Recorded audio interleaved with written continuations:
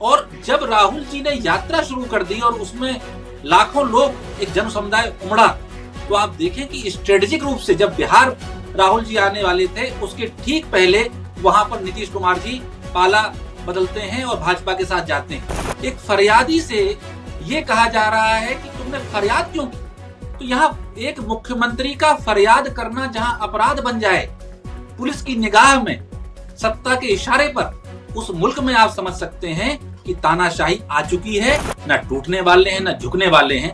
और आप देखेंगे जैसे जैसे ये यात्रा आगे बढ़ती जाएगी, इससे जनता का मनोबल भी बढ़ेगा और चुनाव का मोमेंटम भी बढ़ेगा। ममता बनर्जी को भी पता है कि विधानसभा चुनाव वो कैसे जीत पाई। सब होते हुए नंदीग्राम से वो अपना चुनाव हार गई थी। तो बंगाल में वो भले ही मजबूत स्थिति है।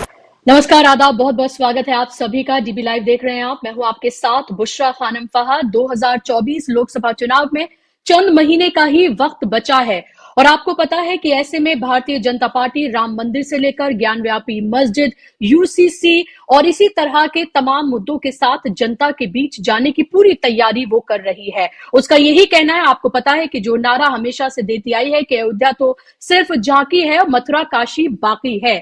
लेकिन क्या ये 2024 की जो पूरी लड़ाई है वो एक तरफ भारतीय जनता पार्टी है, एनडीए है, दूसरी तरफ 27 दलों का इंडिया गठबंधन है।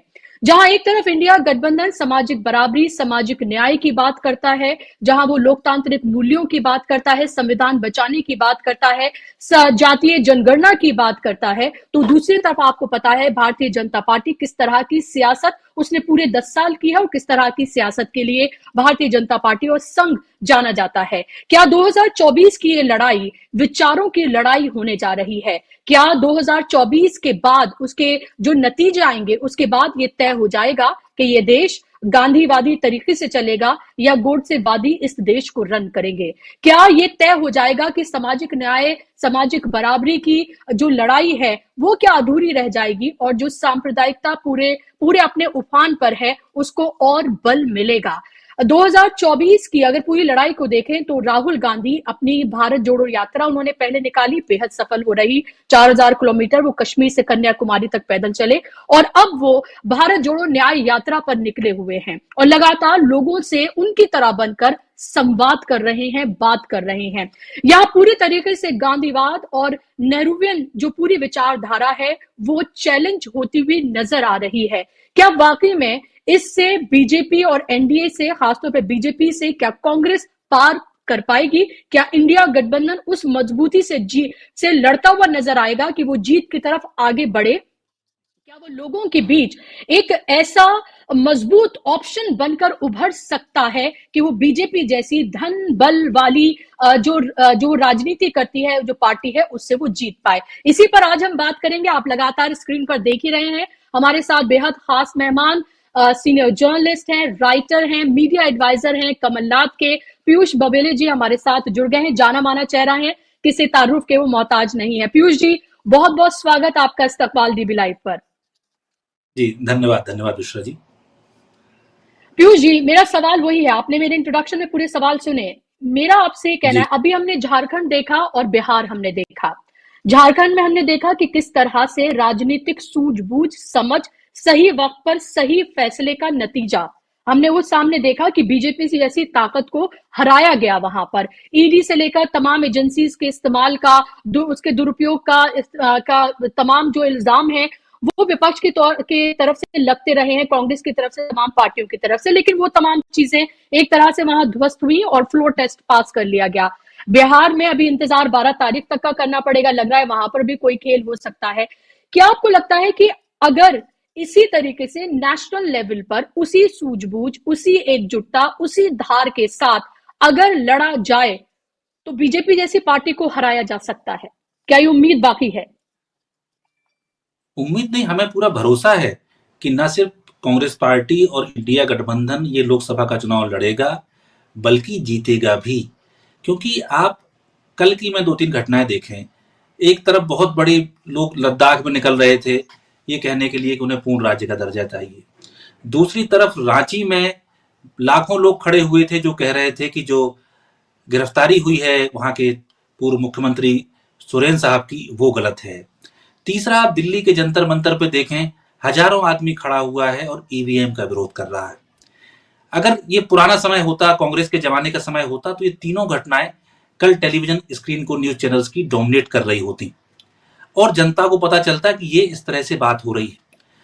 तो मैं सिर्फ ये कह रहा हूं, वो टेलीविजन ने नहीं दिखाया और जनता ने भी ये आदत डाल ली है कि हम उस टेलीविजन के भरोसे नहीं हैं जिसके कभी हुआ करते थे। तो जनता में भारी गुस्सा है, आक्रोश है और इनकी हर बात लगभग अब खुल चुकी है। मोदी जी जब आए थे 2014 में, तो सबका साथ सबका विकास के नारे के साथ आए थे। लोगों ने इन 10 साल में देखा कि वो सबके साथ सबके विकास का क्या हुआ। इन्होंने वादा किया कि हम गंगा जी को 2019 में साफ कर देंगे। क्या हुआ? 2024 में आगे गंगा जी की बात नहीं करते हैं। इन्होंने कहा कि 2022 में किसानों की आमदनी दुगनी कर देंगे, आज उसका पता नहीं चलता। 2022 में ही बुलेट ट्रेन चल जानी थी, आज बुलेट ट्रेन का बा नहीं सुनाई पड़ता कहीं क्या हो रहा है। और 2022 में ही हर गरीब को घर मिलना था, घर के ऊपर छत होनी थी, उसमें एक नल होना था और नल में पानी होना था, वो भी आज तक नहीं हुआ। आप समझ लीजिए कि न्यूनतम समर्थन मूल्य गेहूं और धान का मोदी सरकार में कितना बढ़ा है, आप देख सकते हैं। और डीजल और पेट्रोल के दाम कितने बढ़े हैं, ये आप देख सकते हैं। 2 करोड़ नौकरी हर साल देने का वादा था, इस लिहाज से 20 करोड़ नौकरियां, रोजगार मोदी जी को दे देने चाहिए थे। लेकिन वो देने की तो बात दूर, जो सेना जैसी सम्मानित एक कार्य की जगह होती थी, वहां अग्निवीर जैसी, अग्निपथ जैसी योजनाएं लेके आ गए। तो ये सब कोई टेलीविजन की बात नहीं है, कोई किस्से कहानी की बात नहीं है। ये जो जुल्म इन्होंने अर्थव्यवस्था पर, समाज व्यवस्था पर, गरीब आदमी पर ढाए हैं, वो हिंदुस्तान के 140 करोड़ आदमी पर ढाए हैं और वो इससे परेशान है, वो इससे दुखी है। उसकी बात सामूहिक रूप से न सुनाई जा सके, इसलिए ये कोई कार्यक्रम कर देते हैं, हर रोज विज्ञापन बांट देते हैं और दुनिया भर की चीजें करते हैं कि उस पीड़ा को, उस दर्द को, उस छटपटाहट को दबा दिया जाए। लेकिन आप देखिएगा कि जब 2024 के लोकसभा चुनाव का जनता बटन दबाएगी, तो वो पीड़ा, वो बगावत, वो बदलाव की भावना सामने होकर व्यक्त होगी और मोदी जी की बड़े शांतिपूर्ण तरीके से सत्ता से विदाई हो जाएगी। लेकिन पीयूष जी, एक तरफ हम ये देख रहे हैं कि ईडी, सीबीआई, आईटी, ये तमाम जो एजेंसीज हैं, विपक्ष लगातार ये इल्जाम लगा रहा है कि उनका दुरुपयोग किया जा रहा है और हम सामने देख भी रहे हैं कि सिर्फ विपक्ष के नेता ही हैं जो इसके कटघरे में हैं। चाहे वो हम ममता बनर्जी के भतीजे से लेकर, केजरीवाल से लेकर, संजय सिंह से लेकर, तमाम एक लंबी फहरिस्त है। हेमंत सोरेन, तेजस्वी यादव, लालू यादव, राहुल गांधी, सोनिया गांधी, यहाँ तक कि कम से कम 1.5 दर्जन के करीब ऐसे और नेता हैं जिनकी एक लंबी फहरिस्त है, जिनका इस्तेमाल किया जा रहा है, डराया जा रहा है और एक तरह से इंटिमिडेट करने की कोशिश की जा रही है। हमने कुछ नेताओं को देखा जिसमें लालू प्रसाद यादव है, तेजस्वी यादव है, हेमंत सोरेन है, अरविंद केजरीवाल भी अभी तक वैसा ही करते हुए नजर आ रहे हैं। राहुल गांधी, सोनिया गांधी को तो हमने पहले देखा, उनके पास तो और कोई ऑप्शन नहीं, क्योंकि वो एक नेशनल सबसे बड़ी पार्टी है बीजेपी के बाद। क्या आपको लग रहा है कि इंडिया गठबंधन इंटैक्ट रहेगा 2024 के लोकसभा इलेक्शन तक, इन तमाम चैलेंजेस के बावजूद भी? और क्या झारखंड जैसी तस्वीर हम पूरे देश में भी देखेंगे उसी तरह से चैलेंज करते हुए? और राहुल गांधी की भारत जोड़ो न्याय यात्रा क्या एक बड़ा बदलाव लाने जा रही है? एक तो मैं पहले ये कहूंगा कि इंडिया गठबंधन के स्वरूप को राजनीतिक दृष्टि से और उनके वोट प्रतिशत की दृष्टि से देखना चाहिए। आप देखेंगे कि इस गठबंधन में उतनी समस्या नहीं है जितनी बताई जा रही है। जहां समाजवादी, उत्तर प्रदेश का मैं उदाहरण लेता हूं, तो वहां समाजवादी पार्टी है और कांग्रेस है, 2 प्रमुख घटक हैं जिनके बीच में अंडरस्टैंडिंग होनी है। उसके लिए उत्तर प्रदेश में ना तो ममता बनर्जी की हमें राय की आवश्यकता उतनी ज्यादा है, ना उसमें आरजेडी का बहुत रोल है, ना उसमें जेएमएम का रोल है, ना आम आदमी पार्टी का रोल है। तो यहाँ कांग्रेस और समाजवादी पार्टी को एक अंडरस्टैंडिंग बनानी है। ऐसे ही पंजाब और दिल्ली में कांग्रेस और आम आदमी पार्टी को बनानी है। बंगाल में कांग्रेस, लेफ्ट और ममता बनर्जी को अपनी एक अंडरस्टैंडिंग बनानी है। तो ये जो 20-25 सब दल हैं, इनके आपस में क्लैश नहीं है, वो ज्यादातर क्षेत्रीय पार्टियां हैं और उसमें कांग्रेस है। तो हमें हर जगह के लिए महासचिव नियुक्त किए गए हैं, वो बात कर रहे हैं और वो एक अपना शक्ल ले रहा है। दूसरी बात ये होती है कि चुनाव के बाद में भी गठबंधन का एक स्थिति बनती है। तो इंडिया गठबंधन अभी चुनाव लड़ेगा, जीतेगा और जो और भी दल जो थोड़ा सा भी परहेज कर रहे हैं या कुछ, अभी मान लो जेडीयू है, नीतीश कुमार जी अभी आए उधर चले गए, ऐसे और भी लोग जो ईडी से डरे हुए हैं, सीबीआई से डरे हुए हैं, या उन पे और भी कुछ बातें मोदी जी ने क्या क्या लगा रखी है मैं तो जानता नहीं, तो वो भी जब देखेंगे कि नहीं अब सब एकजुट होकर जीत रहे हैं, आगे आ रहे हैं, तो सरकार बनने के बाद जो पोस्ट पोल अलायंस है उसका दरवाजा भी खुलेगा। लेकिन अगर अभी ये इंडिया गठबंधन नहीं बनता तो वो चीजें बाद में मुश्किल होती। सबसे बड़ी चीज होती है धारणा और जनभावना। तो इंडिया गठबंधन ने जो जनभावना व्यक्त की है वो सबसे महत्वपूर्ण है, क्योंकि अगर इस भावना में उतनी ताकत नहीं होती तो आज आप जब से देखिए इंडिया गठबंधन बना है, सबसे पहले उससे एक मुद्दा चलाया सोशल मीडिया पे भाजपा प्रायोजित कि भारत का नाम भारत होना चाहिए, इंडिया नहीं होना चाहिए। इंडिया और भारत को उन्होंने अलग करने की कोशिश की। तो सिर्फ एक गठबंधन के बनने मात्र से, उसका नाम रखे जाने मात्र से भाजपा की जमीन हिलने लगी। और जब राहुल जी ने यात्रा शुरू कर दी और उसमें लाखों लोग, एक जन समुदाय उमड़ा, तो आप देखें कि स्ट्रेटेजिक रूप से जब बिहार राहुल जी आने वाले थे उसके ठीक पहले वहां पर नीतीश कुमार जी पाला बदलते हैं और भाजपा के साथ जाते हैं। जब राहुल जी झारखंड आने वाले थे ठीक उसी समय हेमंत सोरेन जी के ऊपर शिकंजा कसा जाता है और उन्हें गिरफ्तार किया जाता है। जब इन्होंने देखा कि आम आदमी पार्टी का रुख पॉजिटिव है कांग्रेस के प्रति और इंडिया गठबंधन के प्रति, तो आप देखिए कि अरविंद केजरीवाल जी को नोटिस पर नोटिस दिए जा रहे हैं। और एक सबसे ताज्जुब वाला, ईडी के नोटिस तो अपनी जगह हैं, जो अभी क्राइम ब्रांच गई केजरीवाल साहब के यहाँ और आतिशी मर्लिनी जी के यहाँ, उसमें वो ये पूछने गई कि उन्होंने ये आरोप लगाया केजरीवाल ने कि हमारी सरकार को तोड़ा जा सकता है, भाजपा हमारे विधायक खरीद सकती है। माने उन्होंने अपनी पीड़ा और अंदेशा व्यक्त किया। तो पुलिस उनसे ये पूछने चली गई कि आपने पीड़ा क्यों व्यक्त की, इसका सबूत दो। ये हिंदुस्तान में कौन सा रूल ऑफ लॉ चल रहा है? एक फरियादी से ये कहा जा रहा है कि तुमने फरियाद क्यों की। तो यहां एक मुख्यमंत्री का फरियाद करना जहां अपराध बन जाए पुलिस की निगाह में, सत्ता के इशारे पर, उस मुल्क में आप समझ सकते हैं कि तानाशाही आ चुकी है या नहीं आई है। मुझे तो लगता है दुनिया भर का आप प्रसंग उठा के देखें, भारत का इतिहास देखें, ऐसे मौके कभी नहीं आए कि फरियाद उठाने को सरकार ने और पुलिस ने कह दिया हो तुम अपराध कर रहे हो। इसलिए दबाव बढ़ रहा है। लेकिन एक बात आप समझिए कि राहुल गांधी जो है, कहने वाले 56 इंच वाले हैं, लेकिन जो फौलादी छाती है वो राहुल गांधी की है।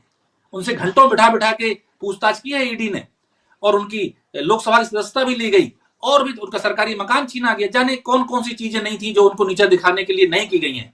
लेकिन राहुल गांधी ना टूटने वाले हैं ना झुकने वाले हैं। और आप देखेंगे जैसे जैसे ये यात्रा आगे बढ़ती जाएगी, इससे जनता का मनोबल भी बढ़ेगा और चुनाव का मोमेंटम भी बढ़ेगा। लेकिन सवाल ये उठ रहा है पीयूष जी कि ममता बनर्जी जिस तरह की लगातार बयानबाजी कर रही हैं, अधीर रंजन चौधरी को भी हमने देखा कि वो बिल्कुल अलग तरह के तेवर, राहुल गांधी, मल्लिकार्जुन खड़गे, जयराम रमेश बिल्कुल अलग तरह की बात कर रहे होते हैं। वो बहुत रिस्पेक्ट ममता बनर्जी को दे रहे होते हैं। कोई भी बात कहने से पहले वो शायद 100 बार सोचते होंगे, क्योंकि उनको पता है कि एक पूरा जो सरकारी मीडिया है या एक मीडिया का पूरा एक धड़ा है, वो सिर्फ इंतजार कर रहा है कि एक लफ्ज भर किसी के मुंह से निकले और वो तिल का ताड़ बनाए। तो ममता बनर्जी की तरफ से जिस तरह की बयानबाजी और अधीर रंजन चौधरी की तरफ से भी जो बयानबाजी हो रही है, क्या आपको नहीं लगता कि ये एक तरह का एक गलत देती है, या फिर कुछ लोग ये भी कहते हैं कि ये स्ट्रेटजी के तहत किया जा रहा है, क्योंकि वो नहीं चाहते हैं कि कांग्रेस, ममता बनर्जी और लेफ्ट एक साथ नजर आए और बीजेपी को एक तरह का वॉकओवर वहां पर मिले। तो इसको कैसे देखा जाए और क्यों नहीं ये परसेप्शन अभी तक बन पा रहा है उस मजबूती से कि इंडिया गठबंधन बिल्कुल एकजुट है, उसमें कोई दरार नहीं है, कुछ नहीं है, और हम इसी तरह से सीट की शेयरिंग मजबूती से करके लड़ने के लिए जा रहे हैं? देखिए, जो एक लोकतांत्रिक विचारधारा की पार्टियां होती हैं उनमें पार्टी के अंदर भी मत भिन्नता होती है। तो ये तो दूसरी पार्टियों के बीच की बात है। दूसरा ये भी इतिहास गवाह है कि ममता बनर्जी पूर्व में एनडीए के साथ भी रही हैं, अटल बिहारी वाजपेयी सरकार में मंत्री भी रही हैं, हमारे साथ भी रही हैं। एक समय तो कांग्रेस की नेता ही हुआ करती थी, उससे बाहर भी गई हैं। तो आप ये कल्पना करें कि ममता बनर्जी या अन्य लोग बिल्कुल वैसी ही बात करें जैसे कांग्रेस के नेता कर रहे हैं, तो ये कुछ ज्यादा सोचना हो जाएगा। लेकिन एक कॉमन मिनिमम प्रोग्राम है। ममता बनर्जी को भी पता है कि विधानसभा चुनाव वो कैसे जीत पाई। सब होते हुए नंदीग्राम से वो अपना चुनाव हार गई थी। तो बंगाल में वो भले ही अपने मजबूत स्थिति है, लेकिन हिंदुस्तान से अगर आपको इस तानाशाही सरकार को हटाना है और इसमें एक लोकतांत्रिक सरकार लानी है, तो आपको कांग्रेस के साथ, इंडिया गठबंधन के साथ आना पड़ेगा। ममता बनर्जी जी के साथ भी जैसे नीतीश कुमार जी की बात तो पता नहीं चली क्यों, लेकिन कोई ना कोई चाबी टाइट की गई होगी। शिबू सोरेन के मामले में हम देख ही रहे हैं, अरविंद केजरीवाल के मामले में हम देख ही रहे हैं। तो ये किसी से छुपा हुआ नहीं है कि जो तृणमूल कांग्रेस है उसके बहुत से नेताओं के ऊपर बहुत से झूठे सच्चे मुकदमे लगा रखे, और उसकी शर्त यही है कि अगर तुम भाजपा की गोद में बैठ जाते हो तो आप ईमानदार हो, वॉशिंग मशीन में धुल जाओगे। ऐसे ही दबाव ममता जी के ऊपर डाले जा रहे होंगे। लेकिन मैं ये समझता हूं कि चाहे ममता जी हो, चाहे राहुल जी हो, चाहे मैं हूं या चाहे आप हो, हम सब एक समय के लिए दुनिया में आए हैं और एक दिन चला जाना है। लेकिन ये हिंदुस्तान को रहना है, हिंदुस्तान के लोकतंत्र को रहना है, हिंदुस्तान के मुस्तकबिल को रहना है। तो लोग निजी स्वार्थों के लिए या जेल जाने के डर से या किसी प्रॉपर्टी के बचाने के लिए जो आज घुटने टेक देंगे, जो फासिस्ट ताकतों से मिल जाएंगे, आने वाली पीढ़ियां उनके ऊपर थूकेंगी। तो मुझे लगता है कि उन चीजों को हर नेता अपने आत्मा से अंतःकरण करेगा और भारत की भलाई के लिए, लोकतंत्र की मजबूती के लिए, संविधान की दृढ़ता के लिए जो काम आवश्यक होंगे उसे करेगा। क्योंकि ये कोई छुपी हुई बात नहीं है जो आज तिकड़म करके, जोड़ तोड़ करके किसी तरह से अपनी सरकार बचा लेंगे, उन्हें भी आगे चल के भारतीय जनता पार्टी खा जाएगी। क्योंकि जिन लोगों ने अकाली दल, जो उनका सबसे पुराना सहयोगी था, उसे मिटाने में, शिवसेना जो हमेशा से भाजपा की सहयोगी रही, उसे बर्बाद करने में कसर नहीं छोड़ी, जिन्होंने नीतीश कुमार को, जो लंबे समय से उनके साथ हैं, आज बिहार की तीसरे नंबर की पार्टी बन जाने को मजबूर कर दिया और मुख्यमंत्री से ज्यादा डिप्टी सीएम की आवाज सुनाई पड़ती है। जो आज महाराष्ट्र में सरकार चल रही है, वहां मुख्यमंत्री का पता ही नहीं कि मुख्यमंत्री हैं और भाजपा के डिप्टी सीएम या उनके नेता ही मुख्यमंत्री की तरह बिहेव कर रहे हैं। तो जो लोग आज सोचेंगे कि सिर्फ ये कांग्रेस की लड़ाई है, उन्हें आज नहीं तो कल भाजपा निगल जाएगी और लड़ाई कांग्रेस करेगी। तो बेहतर यह है कि वो लोग आज साथ में आए और इससे पहले कि उनकी राजनीति को भाजपा समाप्त कर दे, निगल जाए, उन्हें राहुल जी के हाथ मजबूत करने चाहिए और डेमोक्रेसी को मजबूत करना चाहिए। क्या इतनी निराशा है जो मल्लिकार्जुन खड़गे कहते हैं कि 2024 का चुनाव जो है वो आखिरी चुनाव है और अगर ये वक्त और ये मौका अगर गवा दिया तो फिर आगे कोई चुनाव नहीं होगा, और वो फिर रशिया और पुतिन का एग्जाम्पल वहां पर देते हैं। क्या वाकई में इतनी निराशा है देश में? क्या आप भी मानते हैं कि 2024 का ये चुनाव जो है वो आखिरी चुनाव है, ये असाधारण चुनाव है, ये अगर हाथ से निकल गया तो फिर ना जाने देश और क्या क्या देखेगा? माननीय मल्लिकार्जुन खड़गे जी बहुत सीनियर नेता हैं, कांग्रेस पार्टी के राष्ट्रीय अध्यक्ष हैं। उन्होंने विभिन्न स्तरों पर काम किया है, राजनीति को जानते हैं। तो अगर वो कोई बात कह रहे हैं तो निश्चित तौर पर उसका एक दूरगामी अर्थ है। लेकिन मैं तो एक सामान्य कार्यकर्ता के नाते इतना देखता हूं कि आज भारत की चुनाव प्रक्रिया शुरू कैसे होती है। उसमें सबसे पहला काम होता है कि वोटिंग लिस्ट में खेल कर दो। यहां मध्य प्रदेश में हमने देखा कि किसी किसी विधानसभा में 20,000 वोट कट गए, किसी में 10,000 वोट बढ़ गए। अगर किसी बूथ से ज्यादा वोट कांग्रेस को मिले थे तो उस बूथ के वोटरों का बूथ बदल दिया गया, 4-4, 6-6 किलोमीटर दूर कर दिया गया। जब उस लड़ाई को आप आगे कर लेते हो और आप चुनाव की तरफ जाते हो तो आपके नेताओं को प्रलोभन दिया जाता है, चुनाव से पहले दबाव बनाया जाता है कि वो बिक जाएं और चुनाव ना लड़ें। जब वो चुनाव लड़ लेते हैं तो ईवीएम भर दी जाती है कि आप चुनाव ना जीत सकें और ईवीएम उसका फैसला करे। अगर आप ईवीएम की दीवार पार करके भी चुनाव जीत जाते हैं तो फिर विधायकों की खरीद फरोख्त का मॉडल सामने आता है। और जब विधायकों की खरीद फरोख्त भी नहीं कर पाते हो तो जो अभी झारखंड मॉडल आया है और जो दिल्ली का मॉडल चल रहा है, आप मुख्यमंत्री के ऊपर सीधे मामले लगा देते हो। ईडी के जो कानून बनाए गए थे वो बनाए गए थे विदेशों से कालाधन के हेरफेर के लिए, वो बनाए गए थे ड्रग्स तस्करी से जुड़े हुए मामलों के लिए, राष्ट्र के लिए कोई बड़ा चुनौती उत्पन्न हो उनके लिए वो इस तरह के प्रावधान बनाए गए थे। अब हम तो कभी सुनते नहीं है किसी बड़े स्मगलर को पकड़ा। देखिए कि गुजरात के पोर्ट पे 1 लाख करोड़ की जो ड्रग्स आई उसको सबने पकड़ते हुए देखा, लेकिन उसके आगे किस पे कार्रवाई हुई, कोई नहीं हुई, उस पर कोई चर्चा नहीं। ईडी को वहां काम करना था तो ईडी यहाँ काम करने में लग गई है। तो अब ये, और उसके बाद आप देखते हैं जैसे अभी झारखंड का ही मामला है, राज्यपाल की भूमिका देखिए। एक मुख्यमंत्री का इस्तीफा स्वीकार कर लिया है और दूसरे मुख्यमंत्री को बनाया नहीं है, पहले से ये भी नहीं कहा कि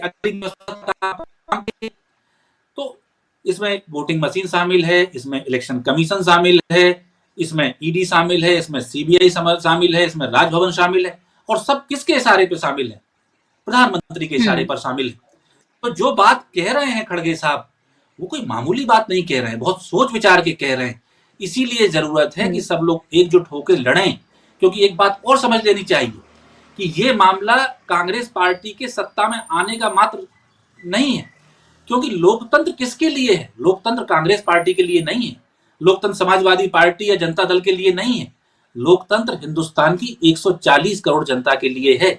तो जब लोकतंत्र चला जाएगा तो सत्ता जनता के हाथ से चली जाएगी और हम उस पुराने जमाने में पहुंच जाएंगे जिसे सल्तनत काल कहते थे, जिसमें सुल्तान की इच्छा ही कानून होती थी। तो ये रूल ऑफ लॉ की जगह रूल ऑफ विल हो जाएगा। तो ये जो शोषण होगा, दमन होगा, वो भारत की जनता का होगा। तो चुनौती भारत की जनता के सामने है और मैं ये बड़े जिम्मेदारी से कहता हूं कि आज श्री राहुल गांधी एक महान संभावना के तौर पर भारत की जनता के सामने मौजूद हैं, जो उसकी लड़ाई लड़ने को तैयार हैं।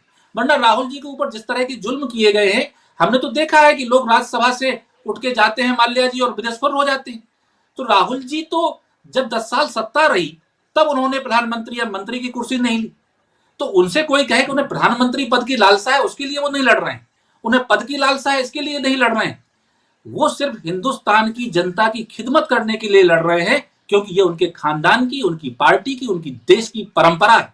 उनके पिता ने हिंदुस्तान की एकता के लिए अपने प्राण त्यागे हैं। अगर वो भी शांति सेना नहीं भेजते और डट्टे से वैसा मुकाबला नहीं करते जिसकी जरूरत थी, तो उन्हें शायद प्राण नहीं त्यागने पड़ते। इंदिरा जी शहीद क्यों हुई? क्योंकि उन्होंने सांप्रदायिकता के सामने घुटने नहीं टेके, इसलिए इंदिरा जी शहीद हुई। महात्मा गांधी क्यों शहीद हुए? क्योंकि उन्होंने भी सांप्रदायिकता के सामने घुटने नहीं टीके। तो उन सारे गांधियों का वारिस आज राहुल गांधी है और वो तानाशाही और सांप्रदायिकता के सामने घुटने नहीं टेक रहा है। उन्हीं में हम आज का महात्मा गांधी देखते हैं, उन्हीं में सुभाष चंद्र बोस देखते हैं, उन्हीं में भगत सिंह देखते हैं। तो राहुल गांधी के पीछे लोग चलेंगे तो जनता की सत्ता बच जाएगी, जनता की ताकत बच जाएगी और जनता इस देश पे आने वाले सैकड़ों साल तक राज करेगी। लेकिन अगर हमने राहुल जी की बात को नहीं सुना, उनके पीछे नहीं आए, तो फिर स्थिति कठिन हो सकती है। जैसे क्योंकि इस देश की ऐसी स्थिति हुई थी 1857 के युद्ध में, अगर सिंधिया जी जैसे लोग लक्ष्मीबाई से गद्दारी नहीं की होती और सारे राजा एक साथ मिल गए होते, तो कब का हमने 200 साल पहले अंग्रेजों को भगा दिया होता। आज फिर तानाशाही को भगाने के लिए वही मोड़ इतिहास का खड़ा हुआ है और सबको एकजुट होने पड़ेगा। और ये आज वाकई जो स्थिति है, जो सन 42 में गांधी जी ने कहा था करो या मरो, आज हिंदुस्तान की आवाम और विपक्ष के राजनीतिक दलों के सामने करो या मरो की स्थिति है और मुझे लगता है वो इसमें नाकाम नहीं होंगे। जी, लेकिन पीयूष जी, ये भारत जोड़ो न्याय यात्रा, जाहिर सी बात है लोगों को इससे उम्मीदें हैं, क्योंकि उन्होंने भारत जोड़ो यात्रा देखी और एक सीधा संवाद जो राहुल गांधी ने हर तबके से किया, और कोई लाग लपेट नहीं बल्कि उनके जैसा बन के उनके साथ मिले, बच्चों से, बुजुर्ग से, कामगारों से, हर तरह के। आज की मैं तस्वीर देख रही थी कि झारखंड में कोई 200 किलो शायद कोयला साइकिल पे लेकर वो चल रहा था कोई शख्स, और फिर राहुल गांधी भी उसके साथ उसी तरह से उस साइकिल को चलाते हुए नजर आए। तो उस तरह की तमाम तस्वीरें हम देखते हैं, जाहिर सी बात है जो एक उम्मीद देती हैं। ये कहा जाता है कि ये चुनावी नहीं बल्कि एक राजनीतिक यात्रा है, यानी कि आप पहले से ही ये क्लियर कर रहे हैं कि चुनावी नफा नुकसान से जोड़कर हम इस यात्रा को नहीं देख रहे हैं। तो क्या वाकई में इसको इसी तरह से देखा जा रहा है? क्या आपको लग रहा है कि इसका राजनीतिक फायदा 2024 में उस तरह से नहीं मिलेगा, या अभी आप उस तरह से नहीं कहना चाह रहे हैं इसको, लेकिन आपको पता है कि अगर इतना बड़ा जन संवाद हो रहा है, इतने बड़े पैमाने पर लोगों से मिला जा रहा है, तो इसका राजनीतिक फायदा, चुनावी फायदा भी जरूर होगा? मैं एक थोड़ा सा इतिहास में पीछे जाना चाहूंगा कि कांग्रेस की परंपरा ही ऐसी रही है।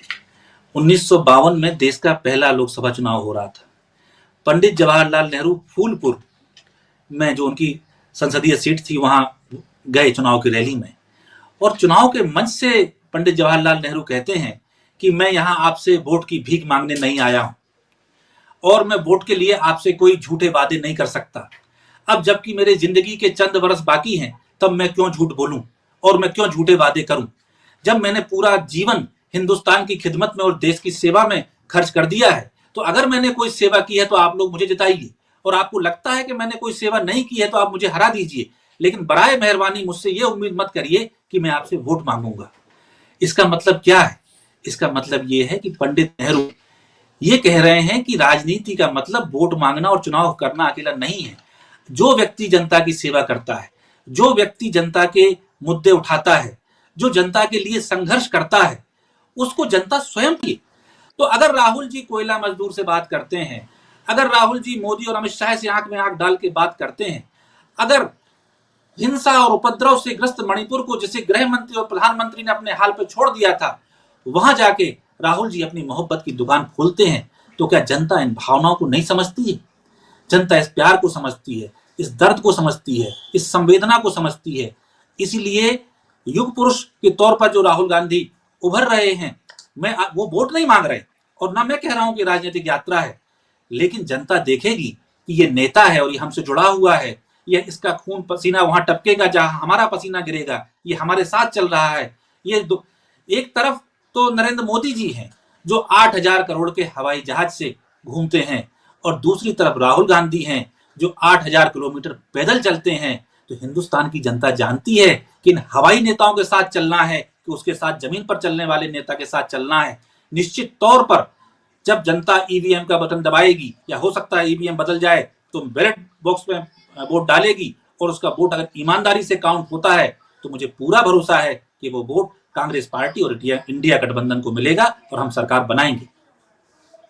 जी, 2 सवाल आखिरी मेरे आपसे। एक सवाल ये कि क्या ये 2024 का जो पूरा चुनाव है, जैसे मैंने शुरू में कहा कि क्या ये विचारों की लड़ाई का चुनाव है? क्या ये तय करेगा कि देश में कौन सा विचार अब रहने वाला है आगे आने वाले वक्त में? और क्या जो ज्ञान वापी से लेकर हम तमाम देख रहे हैं, अभी उत्तराखंड में आपको पता है यूसीसी को लेकर क्या कुछ वहां पर चल रहा है, राम मंदिर का हमने देखा कि क्या कुछ वहां पर हुआ। इसके अलावा लगातार जिस तरह के घटनाक्रम हम ये देख रहे हैं और बीजेपी जिन मुद्दों पर चुनाव जो है वो लड़ रही है, तो मेरा आपसे सवाल ये है कि क्या ये जो पूरी लड़ाई है, ये जो राजनीतिक लड़ाई है, ये क्या वैचारिक लड़ाई में तब्दील होती हुई नजर आ रही है? और क्या इंडिया गठबंधन में वो ताकत है कि वो इतनी बड़ी सांप्रदायिक ताकतों से, जिनके पास सब कुछ मौजूद है, तमाम तरह के प्रचंड वो करते हुए नजर आते हैं, उनसे पूरी तरीके से मुकाबला करेगी और सामाजिक न्याय, सामाजिक बराबरी, जातिगत जनगणना, इस तरह के तमाम मुद्दे जीतेंगे? देखिए, सांप्रदायिकता से हमेशा सेकुलरिज्म जीता है। 1947 में जब भारत आजाद हुआ था, उस समय सांप्रदायिकता अपने चरम पर थी और ये हिंदुत्व वाली ताकतें चाहती थी कि इस हिंदुस्तान को अलग रास्ते पर ले जाया जाए। लेकिन 1952 का चुनाव हुआ और जनसंघ को सिर्फ 5 सीटें मिली थी और कांग्रेस पार्टी उससे कई गुना सीटों के साथ सेकुलर पंडित जवाहरलाल नेहरू के नेतृत्व में इस देश पर सत्ता में आई थी। दूसरा मैं उदाहरण देता हूं कि 1992 में जब बाबरी मस्जिद गिराई गई और उसके बाद उत्तर प्रदेश में और मध्य प्रदेश में चुनाव हुए और उसके बाद यूपी में भी चुनाव हुए, उन चुनावों में कौन जीता? मध्य प्रदेश में कांग्रेस पार्टी जीते और दिग्विजय सिंह मुख्यमंत्री बने। बिहार में लालू यादव ने कंटिन्यू किया और उत्तर प्रदेश में मुलायम सिंह यादव मुख्यमंत्री बने। तो ये लेकिन तब से लेकर अब तक पीयूष साहब, जी पीयूष जी, लेकिन तब से लेकर अब तक की परिस्थितियां बहुत बदल गई हैं। इन 10 सालों में जिस तरह से लोगों के दिमाग को पूरी तरीके से हैक किया गया है और जो नफरत भरी गई है, जो समाज में खाई पैदा हुई है, क्योंकि इससे पहले 10 साल एक साथ भारतीय जनता पार्टी ने, आरएसएस ने राज नहीं किया था, तो इस बदलाव से भी तो इनकार नहीं किया जा सकता। बिल्कुल किया जा सकता, लेकिन इस बदलाव से मुंह भी नहीं मोड़ा जा सकता। हम इस बात के लिए नहीं बैठे, जैसे हिंदी में कहते हैं, संस्कृत में कहते हैं कि दैव दैव आलसी पुकारा। तो हम अगर हमारे समय में स्थितियां प्रतिकूल हो रही हैं, प्रचंड हो रही हैं, तो हम दूसरे देशों का तो मुंह नहीं देखेंगे कि वो लोग आके हमारी मदद कर दें। अगर हिंदुस्तान की 140 करोड़ जनता, इसी ने एक जमाने में ब्रिटिश साम्राज्य को हराया था, इसी ने सांप्रदायिक ताकतों को पिछले 75 साल से रोक के रखा है। तो अगर हिंदुस्तान की जनता भारतीयता में विश्वास करती है, रामायण महाभारत और सनातन संस्कृति में विश्वास करती है, गरीब और अमीर की एकता में विश्वास करती है, धार्मिक और जातीय समानता में विश्वास करती है, जो कि वो करती ही है, तो वो अपना हक लेगी और ये झूठ फैलाने वालों को सबक सिखाएगी। ये आप देखिए, और मैं ये 3 राज्यों के चुनाव के बाद से ज्यादा भाजपा ने हल्ला मचाना शुरू किया है। मैं मध्य प्रदेश में बैठा हूं, ठीक है, हम ईवीएम के कारण चुनाव हार गए, लेकिन उसके बावजूद यहाँ की जो 29 लोकसभा सीटें हैं, उनमें 10 से 15 लोकसभा सीट ऐसी हैं जिनको अगर विधानसभा का आधार माने तो कांग्रेस जीतने की स्थिति में है।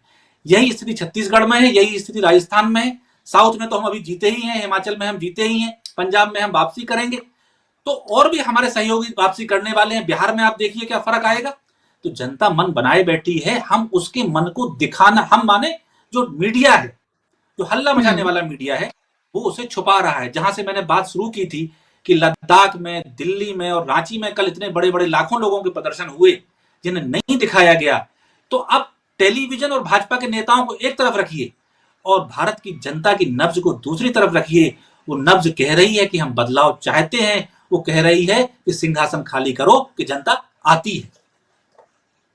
चलिए, आखिरी सवाल मेरा आपसे ईवीएम का, क्योंकि आपने जिक्र किया है और ईवीएम को लेकर हम लगातार ये देख रहे हैं कि पूरे देश भर में आंदोलन है, अलग अलग तरह की सिविल सोसाइटी, वकीलों के ग्रुप और बहुत हमने देखा कि रिटायर्ड आईएएस ऑफिसर से लेकर तमाम लोग इसमें इन्वॉल्व हैं और एक तरह का एक आंदोलन जो है वो छेड़ा गया है ईवीएम के खिलाफ। दिग्विजय सिंह ने इसको लेकर बात की, लेकिन मध्य प्रदेश का इलेक्शन जब आप हार गए उसके बाद उन्होंने बात की। हालांकि उन्होंने कहा कि मैं 2003 से ये कहता आया हूं। कांग्रेस के अलग अलग नेता ईवीएम को लेकर सवाल उठा रहे हैं, विपक्ष के नेता सवाल उठा रहे हैं, ये आंदोलन चल रहा है। क्या आपको नहीं लगता कि कांग्रेस को भी उसी तरीके से, उसी मजबूती से, जब राहुल गांधी कहते हैं राजनीतिक न्याय, तो उस राजनीतिक न्याय में ईवीएम, उस भारत जोड़ो न्याय यात्रा में उसको हिस्सा बनाया जाए और बड़े पैमाने पर आप उन लोगों का साथ देते हुए नजर आए? क्योंकि आपने अभी खुद कहा कि मध्य प्रदेश में ईवीएम के सहारे बीजेपी जीत गई, तो वही बीजेपी है और वही इलेक्शन हो रहे हैं 2024 के, तो फिर से ऐसा कर सकती है। और अभी तो वक्त की बहुत कमी है, अगर ईवीएम से फिर से चुनाव हुए तो क्या फिर किस तरह के नतीजे होंगे? अगर ईवीएम ऐसी ही रही और इस तरह की बात हुई तो नतीजे उसको सेट करने वाले अपने हिसाब से सेट कर सकते हैं, लेकिन हर चीज नतीजों की बात नहीं है अकेली। आप देखें, दिग्विजय सिंह जी ने यह मुद्दा उठाया है, कमलनाथ जी ने यह मुद्दा उठाया है, सैम पित्रोदा जी ने इंटरनेशनल प्रेस कॉन्फ्रेंस की, दिग्विजय सिंह जी ने प्रेस कॉन्फ्रेंस यहाँ पे की, वो हमने देखा, और आज जनता उसके सामने खड़ी हो रही है। तो जब जनता खड़ी होती है तो सरकारों को झुकना पड़ता है। जो 3 कृषि कानून अंत में, काले कृषि कानून सरकार को वापस लेने पड़े, वो इसीलिए लेने पड़े कि किसान जमकर दिल्ली के बॉर्डर पर बैठ गए थे। जो महिला पहलवानों के साथ अत्याचार हुआ और उनके गुनाहगारों को जब सम्मानित किया गया और वो चुनाव जीतने लगे और हमारी बहनों ने अपने पुरस्कार जाके सड़क पर रख दिए, तब सरकार की आंख में पानी आया, उसे पीछे हटना पड़ा। इस मामले में भी पार्टी बहुत सुविचारित तरीके से आगे बढ़ रही है। मैं पार्टी की ओर से नहीं बोल रहा हूं, व्यक्ति की ओर से बोल रहा हूं, लेकिन हम ये चाहते हैं कि सारे तथ्य जब एकदम ऐसे आ जाएं कि हम उन्हें समझा दें एक झटके के अंदर। उसकी तैयारी चल रही है, उस पर काम चल रहा है।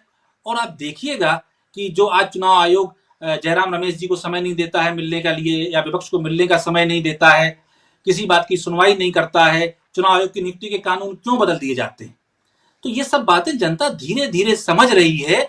और एक सही समय आने पर जब तवा गर्म होगा, जब लोहा गर्म होगा, तो हथौड़ा मारा जाएगा और बदलाव सामने आ जाएगा। चलिए, उम्मीद करते हैं, देखते हैं 2024 से पहले क्या ये बड़ा बदलाव होता है। जो सुझाव दिए गए हैं जब इंडिया गठबंधन की दिल्ली में जो मीटिंग हुई थी, क्या वो सुझाव मानता है वो इलेक्शन कमीशन जो विपक्ष के नेताओं को, कांग्रेस के नेताओं को मिलने तक का वक्त नहीं देता है, क्या वो इतने बड़े बदलाव के लिए तैयार है? वो ऐसा करेगा? क्या उसको वाकई में ऐसे करने पर मजबूर किया जा सकता है? क्या सरकार को किया जा सकता है? ये महत्वपूर्ण बात है। लेकिन आप बहुत पुरुम्मीद बातें कर रहे हैं, खासतौर पे उस लिहाज से जो लोग चाहते हैं कि सत्ता परिवर्तन हो, सत्ता बदले, भारतीय जनता पार्टी सत्ता से हटे और एक दूसरी सत्ता है, उनके लिए आप उम्मीद बातें कर रहे हैं। देखना होगा 2024 के लोकसभा के इलेक्शन के नतीजे क्या कहते हैं। बहुत शुक्रिया पीयूष साहब, आपने अपना वक्त हमें दिया, कीमती वक्त दिया, बेहतरीन बातें आपने यहाँ पर रखी। धन्यवाद बुशरा जी। शुक्रिया। आज के कार्यक्रम में बस इतना ही, मुझे दीजिए इजाजत। नमस्कार।